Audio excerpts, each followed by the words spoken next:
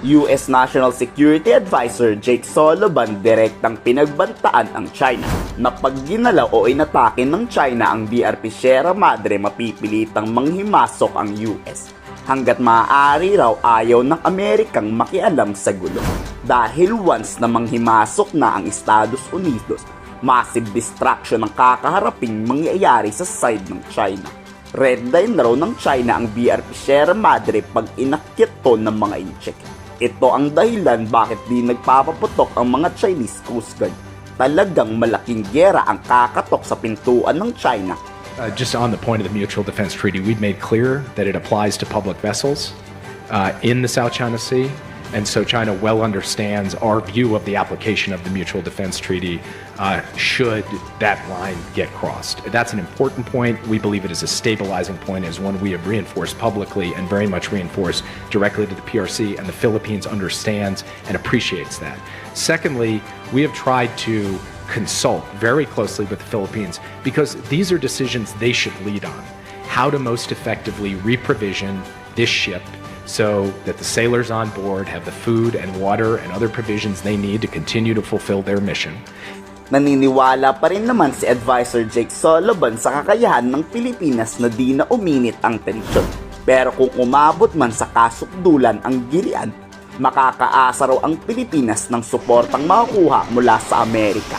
Dadating at dadating raw ang US sa pinangyarihan ng gulo. And we will do what is necessary with the Philippines to see to it that that happens. But in terms of specific concepts of operations or the exact way in which the United States would be engaged, our preference is to have the maintenance of the status quo there, the capacity of the Philippines to do these resupplies. We will continue to support the Philippines and stand behind them as they take steps to be able to ensure that.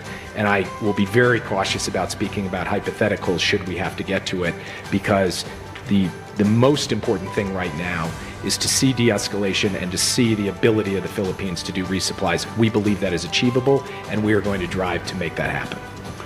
Ito na ang pinaka-inaantay ng lahat. Last week, diba, inanunsyo na ni General Romeo Bronner na may go signal na si PBBM sa pagbili ng multi-role fighter jet. Kagabi, opisyal na tong pinirmahan ni Pangulong Bongbong Marcos Jr. Bago raw matapos ang buwan ng July na to, o order na tayo ng eroplanong pandigma. Tinatayang hihigit pa sa 20 pirasong multi-role fighter jet ang bibilin ng Department of National Defense.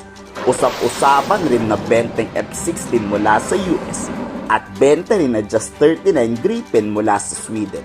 Pero kulang pa ho ito para madepensahan natin yung ating bansa. So we need to get more of this, jet fighters and multi-role fighters. The multi-role fighters are actually bigger, faster, and more lethal than the F-50s that we have now. Bukas na rin ang ikatlong sona ni Pangulong Bongbong Marcos. At bilang paghihiganti sa mga Chinese, inaasahang iaanunsyo ni PBBM ang total ban ng Pogo sa buong Pilipinas. As in ban na lahat-lahat ng Pogo, kahit legal pa yan. And sana may sorpresa. Ayan na. Alam nyo na sana gulatin tayo ng presidente with a surprise announcement of his kasi bagong Pilipinas siya ng bagong Pilipinas, di meron siyang bagong pulisiya tungkol sa Pogo. Hinto na niya yan. Napakalaking good news nito para sa ating bansa. Oo, lugi pa rin tayo pag nagkagera, pero malaking tulong na sa oras ng sakuna. Kayo, anong masasabi nyo sa patuloy na suporta ng US at sa pagbili ni PBBM ng MRF? Ikomento sa baba ng salog.